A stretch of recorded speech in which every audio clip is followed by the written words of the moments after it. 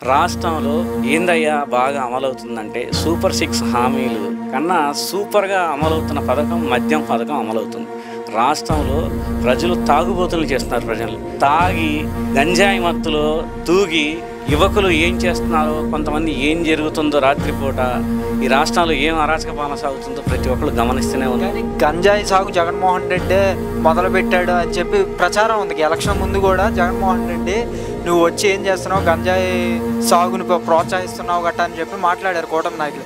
ఈరోజు రాష్ట్రంలో గంజాయి జగన్మోహన్ రెడ్డి గారి పాలన కాదు, చంద్రబాబు నాయుడు గారి పాలనలో గంజాయి చాక్లెట్ల రూపంలో కూడా స్టూడెంట్స్ కూడా చిన్నపిల్లలు కూడా అమ్మి రాష్ట్రంలో బీభత్సం సృష్టిస్తున్నారు, అరాచక పనులు చేస్తున్నారు.